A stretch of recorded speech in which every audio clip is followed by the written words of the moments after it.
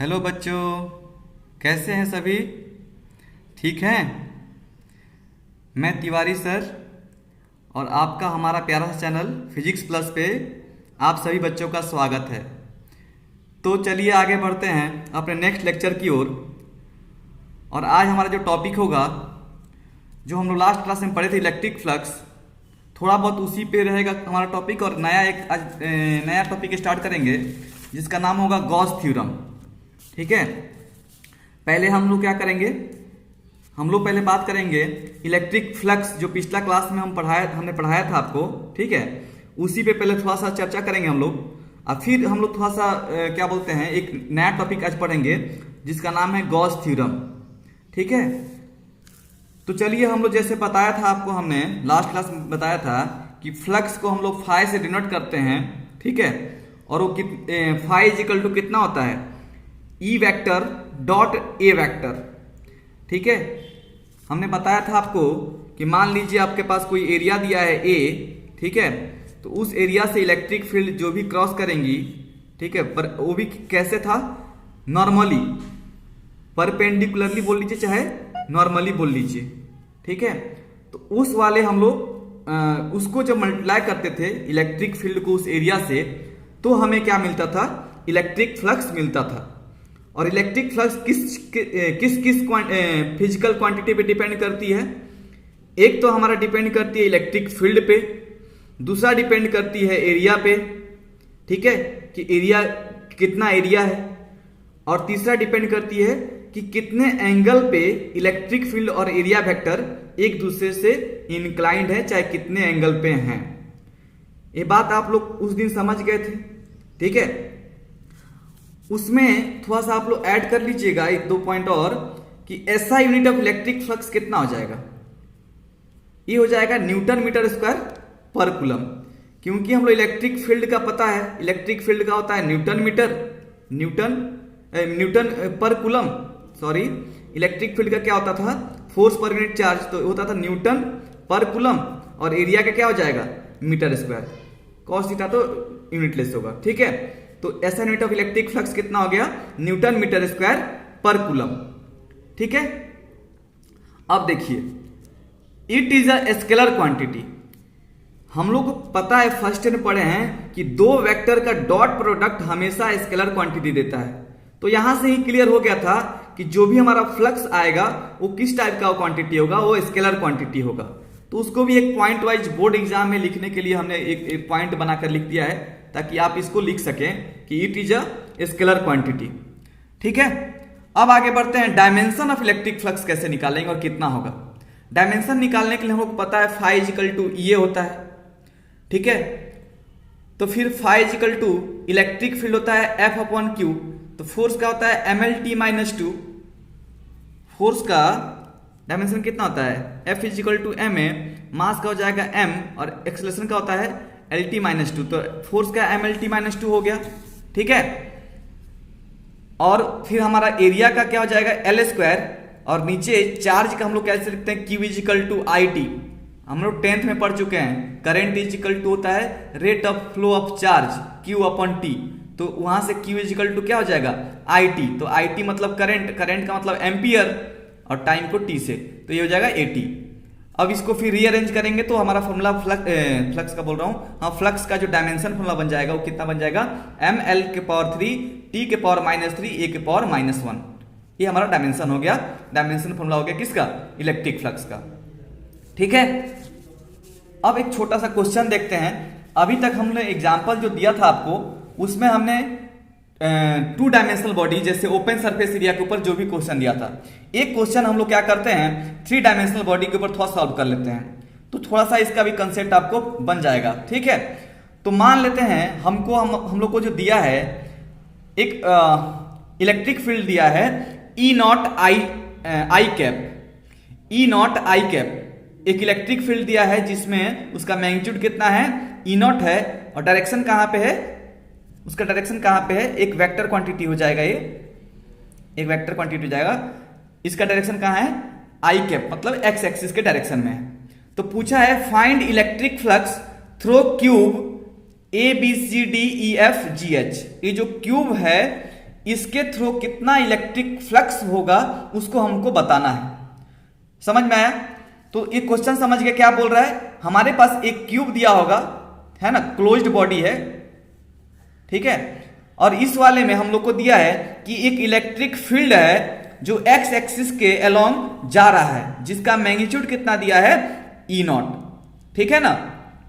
अब इस पे हम लोग का क्या करना है, हम लोग को इलेक्ट्रिक फ्लक्स निकालना है इसके वजह से कि इस वाले क्यूब के अक्रॉस कितना इलेक्ट्रिक फ्लक्स होगा उसको निकालना है। तो उसको निकालने के लिए क्या करेंगे, हमारे पास देखिए इलेक्ट्रिक फील्ड लाइन एक तो इस वाले सरफेस से पास कर रही है AGFD, और यहां से पास कर रही है BCEH, ठीक है।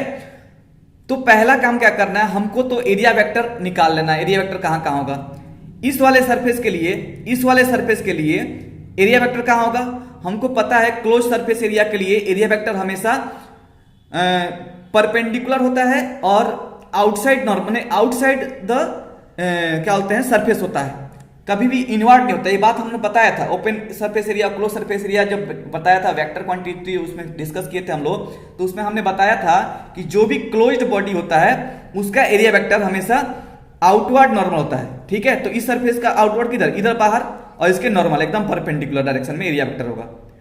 सिमिलरली इस वाले सरफेस के लिए एरिया वेक्टर किधर होगा, इधर होगा, अंदर की ओर नहीं, बाहर की ओर होगा, आउटवर्ड नॉर्मल। ऊपर वाले के लिए कैसा होगा, ऐसे, नीचे वाले के लिए कहां होगा, ऐसे नीचे। इस साइड जो ये दिख रहा है इधर हमारे ओर आते हुए दिखेगा स्क्रीन की ओर, और जो पीछे में जो दिख रहा है वो स्क्रीन के पीछे उधर जाते हुए दिखेगा। बात समझ में आया? तो ये हो गया हमारा एरिया वेक्टर का पूरा, हमने एक समझिए कि एरिया वेक्टर हमने ड्रॉ कर लिया कि एरिया वेक्टर कैसे कैसे इस क्यूब का होगा। इतना तो समझ में आ गया, ठीक है। अब एक चीज देखिए, जब हम लोग इसके अक्रॉस निकालेंगे एरिया अपना इलेक्ट्रिक फ्लक्स, तो कैसे, हम लोग को पता है इलेक्ट्रिक फ्लक्स होता है कि phi is equal to EDA cos theta, चाहे EA cos थीटा, ये हमने पढ़ रखा है पहले से। तो इस वाले के लिए हम लोग निकालते हैं पहले।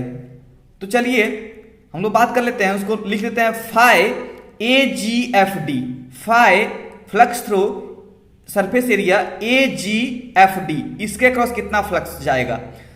तो हमको पता है इलेक्ट्रिक फील्ड इधर जा रही है प्लस एक्स एक्सिस की ओर, क्योंकि आई कैप दिया है, तो इलेक्ट्रिक फील्ड इधर है, ठीक है, और एरिया वेक्टर किधर है, इधर है, लेफ्ट साइड की ओर। तो मुझे बताइए हम लोग को पता है flux is equal to, formula क्या होता है, फाई इज इक्वल टू होता है EA cos थीटा। तो E हमारा इलेक्ट्रिक फील्ड कितना दिया है, उसका मैग्नीट्यूड E नॉट दिया है, तो उसके जगह पे हमने क्या रखना है, E नॉट रखना है। एरिया की जगह पे हम मान लेते हैं इसका एरिया A है, सपोज A है, स्मॉल ए स्मॉल ए स्मॉल ए, तो इसका कितना A स्क्वायर हो जाएगा। तो उस A स्क्वायर को हमने ले रखा है। और cos थीटा किसके किसके बीच का एंगल होता है, इलेक्ट्रिक फील्ड और एरिया वेक्टर। तो इलेक्ट्रिक फील्ड इधर राइट की ओर जाते दिख रहा है, एरिया वेक्टर इधर लेफ्ट की ओर जाते दिख रहा है, तो इसके बीच में एंगल कितना है, 180 डिग्री। तो इसलिए मैंने लिख दिया cos 180 डिग्री, रीजन यहां दे रखा है मैंने। तो फाई अक्रॉस AGFD कितना हो जाएगा, minus E not A। cos 180 degree पे कितना देता है, -1 देता है, तो इसका वैल्यू कितना हो जाएगा, माइनस E नॉट A हो जाएगा। सिमिलरली अब हम लोग बात कर लेते हैं इस वाले के लिए, इस वाले सरफेस के लिए। इस वाले सरफेस पे बात करेंगे तो फ्लक्स फाई अक्रॉस BCEH कितना हो जाएगा, इलेक्ट्रिक फील्ड इधर, एरिया वेक्टर भी इधर, इसमें एरिया वेक्टर बना दीजिए, यहां पे एरिया वेक्टर भी इधर, दोनों में एंगल कितना बनेगा, इलेक्ट्रिक फील्ड भी इधर है, क्योंकि हमको पता है इलेक्ट्रिक फील्ड जो होती हैं वो तो हम लोग को दे रखा है कि प्लस एक्स एक्सिस में है। एरिया वेक्टर हम लोग को पता है कि आउटवर्ड नॉर्मल होती हैं, तो इस वाले सरफेस के लिए आउटवर्ड इधर हो गया और नॉर्मल तो आपको दिख ही रहा है, ठीक है। तो ये कितना हो जाएगा, E के जगह पे हमारा मैग्नीट्यूड तो हर जगह सेम दिया है, E नॉट आई कैप है ना, तो इसके लिए भी E नॉट हो जाएगा, एरिया वेक्टर A होगा, और cos थीटा कितना 0 डिग्री होगा, ये तो समझ गए आप लोग। तो यहाँ पे cos 0 पे कितना देता है, 1 देता है, तो फाई क्रॉस BCEH कितना हो जाएगा, E नॉट A। अब चूंकि हमको पता है कि flux is a scalar quantity, तो हम लोग को रिजल्टेंट निकालना हो कि net flux through this cube कितना हो जाएगा, वो आपको कैसे निकालिएगा, उसके लिए हमको पता है कि स्केलर क्वांटिटी को हम लोग एल्जेब्रिकली ऐड कर सकते हैं। तो फाई नेट कितना हो जाएगा, phi is AGFD plus phi BCH, simply बस जैसे हम लोग अलजेब्रा को ऐड करते हैं ऐसे ऐड कर देंगे। तो हम लोग को ये कितना निकल के आया था, माइनस E0 A, ये कितना निकल के आया था, प्लस E0 A, ये दोनों कैंसिल होकर कितना दे देंगे, 0 दे देंगे। अब आप पूछिएगा सर आपने तो ए सरफेस एरिया से और ए सरफेस एरिया से बता दिया, बट इन ये जो बच गए ए वाला इसके पीछे और इसके नीचे वाला जो सरफेस बच गया उसके अक्रॉस क्या होगा, उसके अक्रॉस भी देखिए आप समझिए, खुद समझिए। ये बताइए इस वाले सरफेस की बात करते हैं ऊपर वाला, तो उसका एरिया वेक्टर कहाँ होगा, ऊपर होगा, और इलेक्ट्रिक फील्ड कहाँ जा रही है, राइट की जा रही है। तो इस वाले एरिया वेक्टर और इस वाले के बीच में, इलेक्ट्रिक फील्ड के बीच में एंगल कितना बनेगा, 90 डिग्री बनेगा कि नहीं। ई नॉट ए cos 90 पे कितना देता है, थीटा हमारा 90 डिग्री होगा, cos 90 पे ऑटोमेटिकली 0 वैल्यू आता है, सबको पता है। सिमिलरली इस वाले के लिए भी नीचे एरिया वेक्टर और इलेक्ट्रिक फील्ड इधर, तो दोनों में एंगल 90 डिग्री। इस वाले जो यहाँ पे जो दिख रहा है बाहर आते हुए दिख रहा है, इसका और इसके बीच में एंगल 90 डिग्री, पीछे जो दिख रहा है उसके बीच 90, तो उन चारों सरफेस के लिए तो इलेक्ट्रिक फील्ड सॉरी फ्लक्स तो 0 हो ही जाएगा ऑटोमेटिकली, cos 90 पे 0 देगा हर जगह। अब इसका जो था इसका भी वैल्यू जब ऐड किए तो कितना मिला, 0 मिला। तो नेट फ्लक्स कितना हो जाएगा इस क्यूब के क्रॉस, वो अपना कितना हो जाएगा, 0 आएगा वैल्यू। समझ में आया। चलिए अब आगे बढ़ते हैं। अभी तक तो हम लोग बात कर रहे थे कि जो फ्लक्स निकाल रहे थे अभी तक हम लोग, उसमें हम लोग देखे कि जो फ्लक्स का जो भी बात कर रहे थे हम लोग, उसमें एरिया हम लोग पूरा ले रहे थे कि चलिए ई ए कॉस थीटा है ना, चाहे ई इंटू ए, चाहे E dot E vector dot A vector. लेकिन ऐसा भी तो हो सकता है कभी कभी छोटा एरिया, माने कि मान लीजिए हम लोग को इस टाइप का कुछ एरिया सरफेस एरिया दे दिया हो, ठीक है, और हमको छोटा सा एरिया के लिए पता हो इलेक्ट्रिक फ्लक्स, तो बड़ा एरिया के लिए निकालने के लिए क्या करना पड़ेगा, हम लोग इसके पूरा एरिया के अक्रॉस इंटीग्रेट कर देंगे। छोटा एरिया के अक्रॉस जो भी होगा वैल्यू, उसको इंटीग्रेशन करने से बड़ा एरिया के अक्रॉस मिल जाएगा। ठीक है, तो हेडिंग लगाएंगे general formula for the flux through a surface. ये है जनरल फॉर्मूला, हर जगह एप्लीकेबल होगा। ठीक है, तो इसमें एक और पॉइंट लिखा है हमने कि flux of electric field through an infinitesimally small surface is given by relation. ये अपना मान लीजिए मैंने छोटा सा एरिया से इलेक्ट्रिक फ्लक्स कितना निकलेगा, उसका फॉर्मूला कितना बनेगा। छोटा एरिया मतलब छोटा फ्लक्स, कम फ्लक्स, तो उसको हमने डी फाई से डिनोट कर दिया है। और हमको पता है ई डॉट ए होता था बड़ा एरिया के लिए, तो छोटा एरिया के लिए डी एरिया के लिए कितना हो जाएगा, इलेक्ट्रिक फील्ड तो अपना ई है, ठीक है, इलेक्ट्रिक फील्ड तो अपना ई है, तो अपना एक मिनट वेक्टर है, तो ये अपना कितना हो जाएगा, छोटा फ्लक्स कितना मिलेगा, ई डॉट डी ए मिलेगा, E vector dot D A vector. तो उसके लिए फिर कितना हो जाएगा, E D A cos theta बन जाएगा, छोटा एरिया का जब बात करें तो। अब सिमिलरली अब हम लोग को क्या करना है कि पूरा, अब छोटा एरिया के क्रॉस मिल गया, हमको पूरा इस एरिया के क्रॉस चाहिए, तो हम लोग कुछ नहीं करेंगे, क्या कर देंगे, बस इसमें इंटीग्रेशन लगा देंगे। आपको पता है कि छोटा छोटा यदि कुछ भी दिया है आपको और उसको पूरा क्या बोलते हैं, हम लोग को सभी टोटल उसके लेंथ के लिए चाहे टोटल सरफेस एरिया के चाहिए होता है, तो हम लोग क्या करते हैं, हम लोग सिंपली उसको इंटीग्रेट कर देते हैं। तो यहाँ पे भी सेम चीज करेंगे, हम जब टोटल फ्लक्स का बात करेंगे किसी सरफेस एरिया के क्रॉस, तो यहाँ पे लगा देंगे इंटीग्रेशन, तो डी फाई बन जाएगा फाई, और इसमें बन जाएगा ई डी ए, इसका इंटीग्रेशन, और इसको यदि तोड़ेंगे तो ई डी ए कॉस थीटा बन गया। अब देखिए यदि इलेक्ट्रिक फील्ड यूनिफॉर्म हो तब क्या होगा, ये तो हो गया पूरा जनरल, मतलब इलेक्ट्रिक फील्ड यूनिफॉर्म हो चाहे नॉन यूनिफॉर्म हो, इसके लिए अपना एक्सप्रेशन आ गया।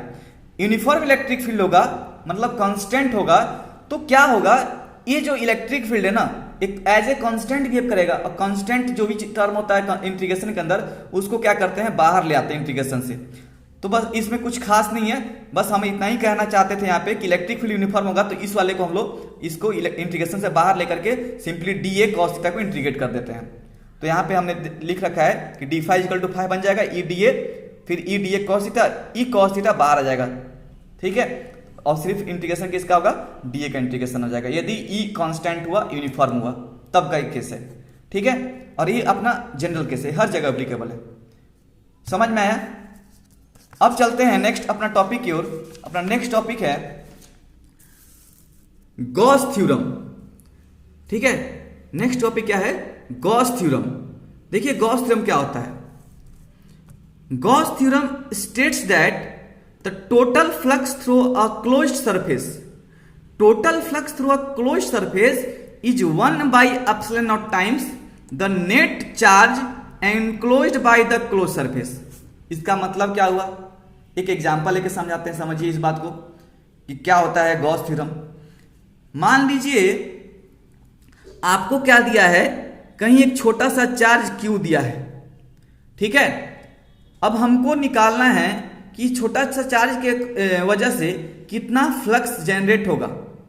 तो उसके लिए एक हम लोग तो अभी जस्ट मैथमेटिकल कैलकुलेशन पढ़ लिए कि किसी भी मान लीजिए चार्ज के वजह से इलेक्ट्रिक फील्ड जनरेट होती है, और उस इलेक्ट्रिक फील्ड की वजह से किसी एरिया के क्रॉस जो भी होगा वैल्यू क्या बोलते हैं, जो भी इलेक्ट्रिक फील्ड लाइन पास करेंगे परपेंडिकुलरली, वो हम लोग को फ्लक्स देगा।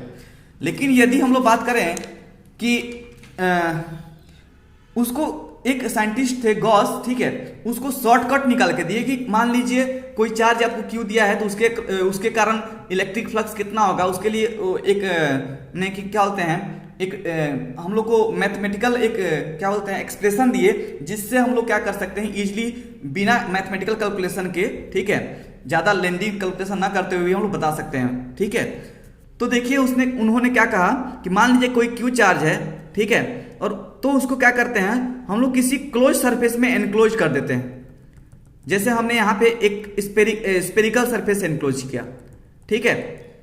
तो इस चार्ज के कारण जो फ्लक्स निकल के आएगा उनके अनुसार वो कितना हो जाएगा, फाई इक्वल टू हो जाएगा Q inside upon epsilon not.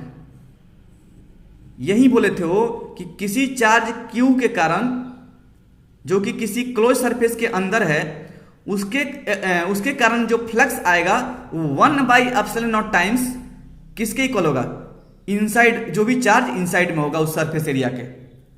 अब इस डेफिनेशन को अच्छे से पढ़िए, समझिए क्या यही बात यहां लिखा है कि Gauss theorem states that the total flux through a close surface, the total flux through the close surface, ठीक है, इज 1/ε0 टाइम्स 1/ε0 टाइम्स, ठीक है, the net charge enclosed by the close surface. जो भी चार्ज एनक्लोज्ड होगा, net charge, जरूरी नहीं कि सिर्फ एक चार्ज ही बंद हो, इसमें हो सकता है एग्जाम्पल के रूप में मैं बता रहा हूं आपको। जैसे मान लीजिए आपको एक सिंगल चार्ज दिया था, सपोज कीजिए 5 कूलम। अब इस 5 कूलम के कारण पूछ रहा है कि बताइए कि कितना फ्लक्स आएगा। तो हम लोग क्या करेंगे, गॉसियन सरफेस बना देंगे। गॉस बात किए तो एक उनका नाम दिए गॉसियन सरफेस, ठीक है, एक हाइपोथेटिकल सरफेस होता नहीं है, बस हम लोग इमेजिन कर लेते हैं, जिसका रेडियस मान लीजिए r है। अब इस 5 कूलम चार्ज के कारण जो फ्लक्स निकल के आएगा वो 5 कितना आएगा, 5/ε0। ये हो गया आपका आंसर। तो ये तो बात हो गई एक चार्ज के कारण। सपोज कीजिए आपको कहीं दिया है कि एक गॉसियन सरफेस है और उसमें बंद है आपको मान लीजिए -2 कूलम, -3 कूलम, +7 कूलम, सपोज कीजिए +7 कूलम, ठीक है। तो इसके कारण फ्लक्स कितना आएगा, नेट फ्लक्स इसके कारण टोटल के कारण कितना आएगा, तो क्यू इनसाइड में कितना चार्ज है, चार्ज स्केलर क्वांटिटी होता है, तो उसको क्या कीजिए, सिंपली आप ऐड कर दीजिए, ठीक है।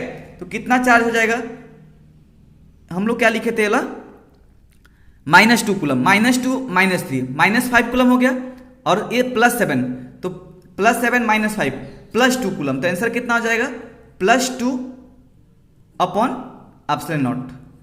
ये हो गया फ्लक्स का वैल्यू।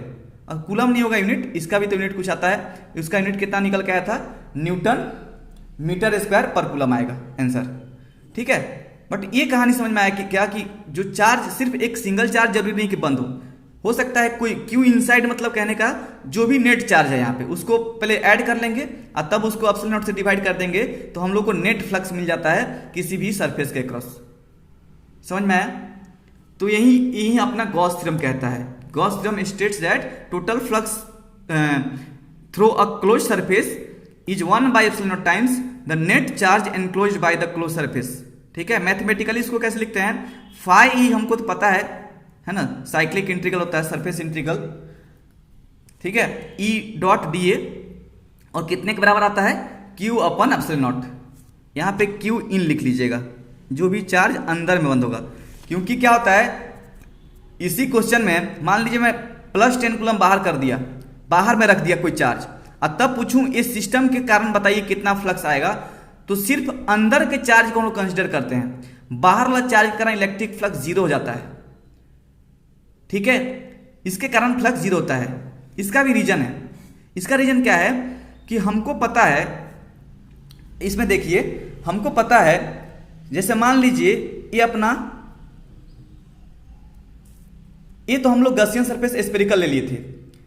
चलिए स्फेरिकल लेके समझाते हैं। अब यहां मान लीजिए 10 कूलम चार्ज रखा हुआ है, प्लस 10 कूलम। तो प्लस 10 कूलम करंट ये बाहर में रखा है, तो हम पूछ रहे हैं इस स्फेरिकल सरफेस करंट बताइए कितना इलेक्ट्रिक फ्लक्स आएगा। तो इलेक्ट्रिक फील्ड यहां से निकलेंगे ऐसे और इधर जाएंगे, है ना, समझ में आया। एक्चुअली क्या है, अंदर में तो नहीं बनती है electric field, inside sphere electric field नहीं जाती है, बट आपको बस समझाने का एक हम तरीका खोज रहे हैं ताकि आपको समझ में आ जाए। ठीक है, ऐसे तुरंत इलेक्ट्रिक फील्ड स्फीयर के अंदर से कभी नहीं जा सकती हैं, वो भी हम लोग आगे डिस्कस करेंगे। फिलहाल हम थोड़ा सा समझाने के लिए बोल रहे हैं कि मान लीजिए यहाँ से इलेक्ट्रिक फील्ड यहाँ से निकली और यहाँ से बाहर निकल रही है। ठीक है, तो इसमें क्या होता है, अब यहाँ पे एरिया वेक्टर कहाँ होगा, इसका क्लोज सरफेस है तो एरिया वेक्टर बाहर होगा, इसमें एरिया वेक्टर कहाँ होगा, ऐसे इधर होगा। तो इसके वजह से फ्लक्स जो आएगा पॉजिटिव आएगा, क्योंकि एरिया वेक्टर की वजह से एरिया वेक्टर और ई के बीच में एंगल कितना होगा, 0 डिग्री। तो इस ई हो जाएगा ई ए, है ना, और इसके वजह से कितना हो जाएगा, एरिया वेक्टर इधर इलेक्ट्रिक फील्ड इधर, दोनों में एंगल कितना 180 डिग्री। सेम पिछला वाला केस जो क्वेश्चन सॉल्व किया तो उसी तरीके से कुछ दिख रहा है। तो बाहर चार्ज का कारण कहीं भी रख दीजिए, इलेक्ट्रिक फील्ड जितना एंटर करेंगी उतना ही बाहर चल जाएंगी। ठीक है, हमने बता रखा था कि electric flux is a type of energy समझ लीजिए, है ना। मान लीजिए 10 जूल यहां से एंटर कर रहा है और 10 जूल यहां से निकल जा रहा है, तो कितना बचा इसमें एनर्जी, कुछ नहीं, 0 एनर्जी। तो उसी टाइप का समझिए, बाहर के चार्ज के कारण कोई भी फ्लक्स नहीं आएगा। ये छोटा छोटा कंसेप्ट है, इसको समझ के याद रखना जरूरी है। ठीक है, जो भी इलेक्ट्रिक फ्लक्स आएगा वो net charge enclosed inside the surface. ये कभी स्फीयर भी हो सकता है, क्यूबॉइड भी हो सकता है, कुछ भी अनइवन सरफेस भी हो सकता है, ऐसा कोई जरूरी नहीं है। ठीक है, हमेशा फ्लक्स का वैल्यू कितना हो जाएगा, Q inside upon epsilon not ही आएगा। ठीक है, Q inside upon epsilon not ही आएगा हमेशा। ठीक है, यहां पे Q इनसाइड लिख लीजिएगा, IN इन। अब इसका एक प्रूफ होता है, प्रूफ देखते हैं।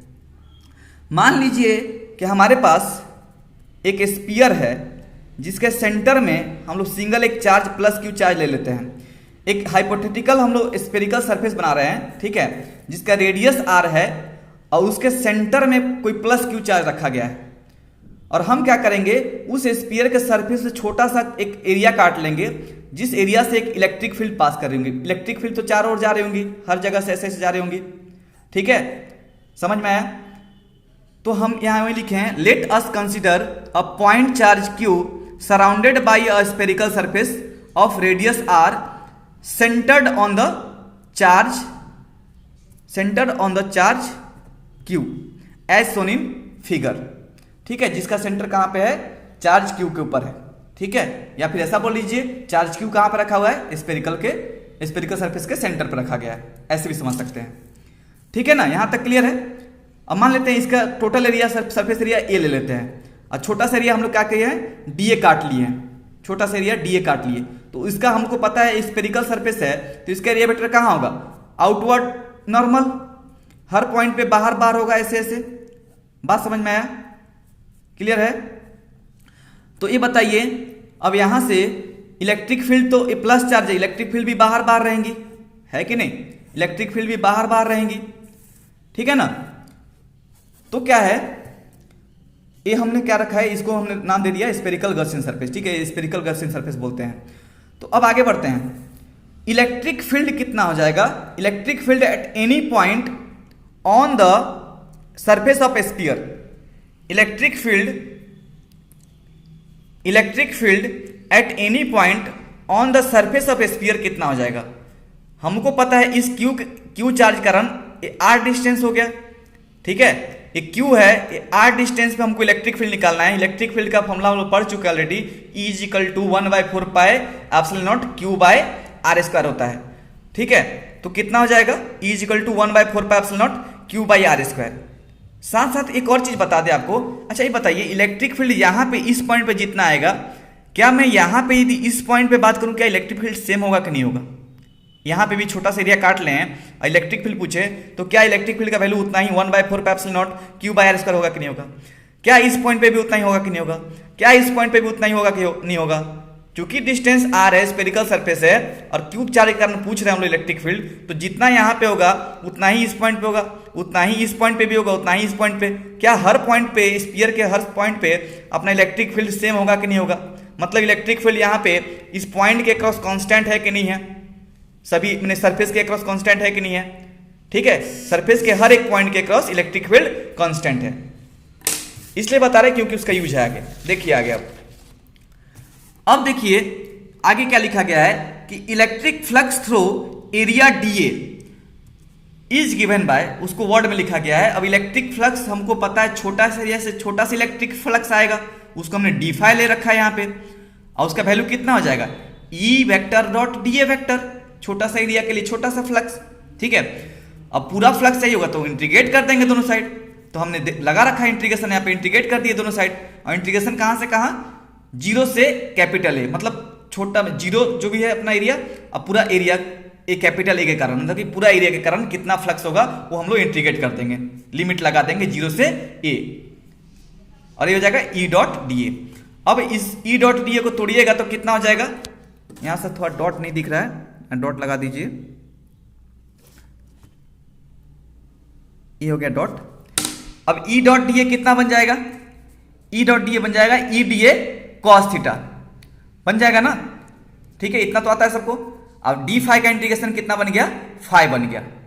इसको भी चाहे तो यहां ऐसे लिख सकते हैं, इसका जीरो एरिया के कारण जीरो फ्लक्स और ए एरिया के कारण फाई फ्लक्स, टोटल फाई। थोड़ा सा अच्छे से लिखने दीजिए इसको,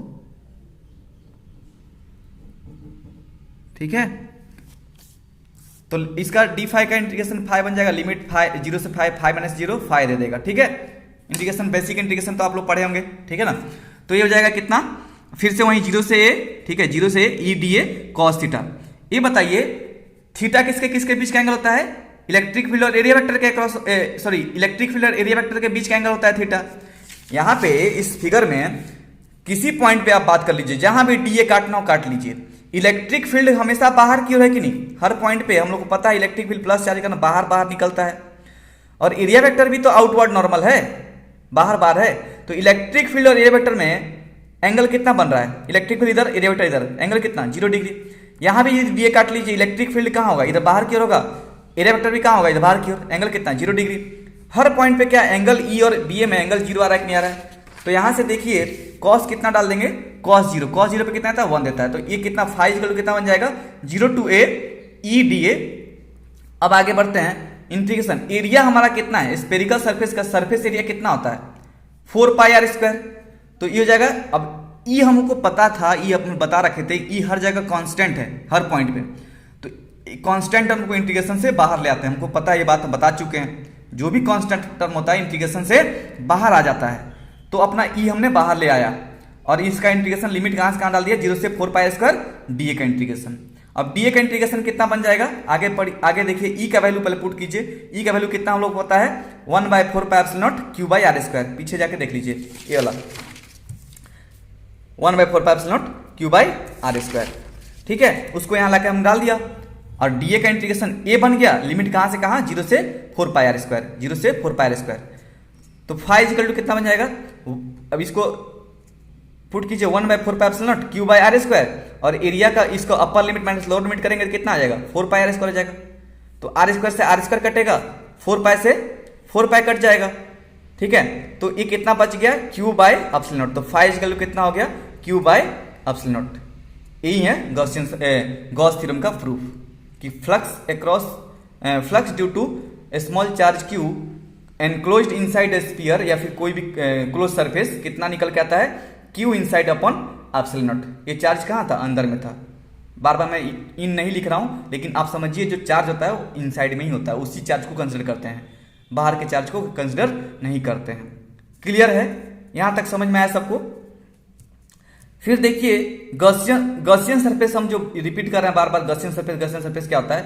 देखिए वो क्या होता है? हाइपोथेटिकल क्लोज सरफेस होता है। मतलब ये एज्यूम करते हैं हम लोग कि कोई चार्ज है, उसके क्रॉस, चलिए मान लेते हैं, एक एजम्पशंस लगा लेते हैं कि कोई स्पेरिकल सरफेस है, मैंने एजम्पशंस है, मैंने कि होता भी नहीं है, रियलिटी में एग्जिस्ट भी नहीं करता है, ठीक है। हम लोग एक हाइपोथेटिकल बना लेते हैं अपने से, ठीक है, तो any hypothetical close surface enclosing a charge is called Gaussian surface. समझ में आ गया? कोई भी इमेजिनरी सरफेस जो किसी चार्ज को एनक्लोज किया हो उसी को हम लोग क्या बोलते हैं? गॉसियन सरफेस बोलते हैं। क्लियर है सब कोई? यहां तक तो सबको समझ में आ गया होगा, ठीक है। बाकी उसके बाद क्या बोलते हैं, आप लोग अच्छे से पढ़ाई कीजिए, ठीक है।